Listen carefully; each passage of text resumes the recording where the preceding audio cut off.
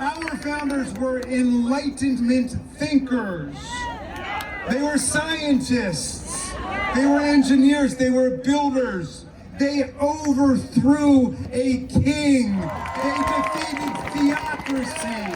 They separated church and state. They designed a constitution based on representative democracy. They wrote a preamble, "We the people," in order to form a more perfect and establish justice, ensure domestic tranquility, provide for the common defense, promote the general welfare, and preserve to ourselves and our posterity the blessings of liberty, do hereby ordain and establish the Constitution of these United States of America. And the very next line took the sovereignty of the people and set up Article 1, saying all legislative power is vested in the Congress of the United States of America. We've got the lawmaking power. If anybody is going to tear down the NIH, if anybody is going to dismantle the Agency for International Development, if anybody is going to take down the Food and Drug Administration, it's going to be the Congress of the United States, not Donald Trump, not Elon Musk. We created these institutions and we fund these institutions. And an Appropriations Act is an act of Congress. It's a federal law, like the law you can't assault federal officers.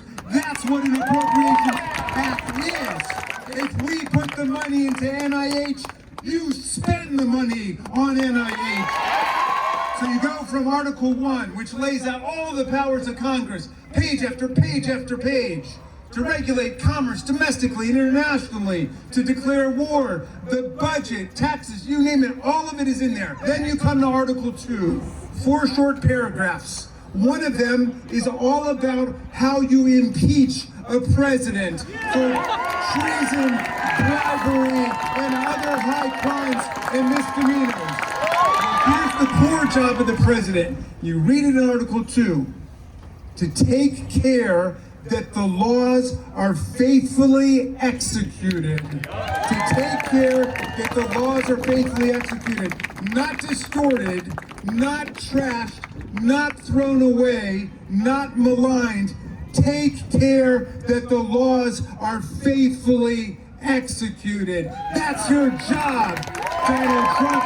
Do your job.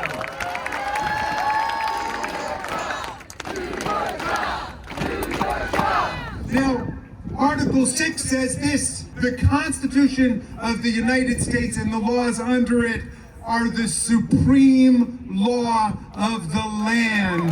We have no kings here. We have no queens here. We have no czars. We have no monarchs. We have no emperors. And we have no dictators of a new Silicon Valley techno state. We have just the Constitution, and if you want to amend the Constitution, there's a way to do that too. A 2/3 vote in the House and the Senate and 3/4 of the states. I'll leave you with the words of another great rationalist and radical democratic patriot, the great Tom Paine, who my son Tommy was named after. And Tom Paine got over here in 1774.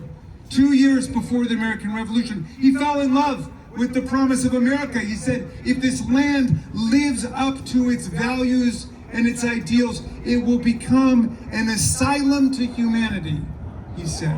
A place of refuge for people seeking freedom from religious, political, and intellectual repression all over the world. And then he wrote that book that ignited the American Revolution, Common Sense. The sixth sense we all have when we're willing to reason together and put aside all of the dogma and the conspiracy theory and what we would call in our time propaganda and disinformation. That book helped ignite the revolution. You know, George Washington had the soldiers at Valley Forge reading by campfire Common Sense to everyone. But it was a tough year. The people were split right down the middle. But Paine wanted to write a pamphlet to give people hope during a very dark, hard time. Paine said, These are the times that try men and women's souls. The summer soldier and the sunshine patriot will shrink at this moment from the service of their cause and their country, but everyone that stands with us now will win the love and the favor and the affection of every man and every woman for all time. Tyranny, like hell, is not easily conquered, but we have this saving consolation. The more difficult the struggle, the more glorious in the end will be our victory. Let's make that victory ours!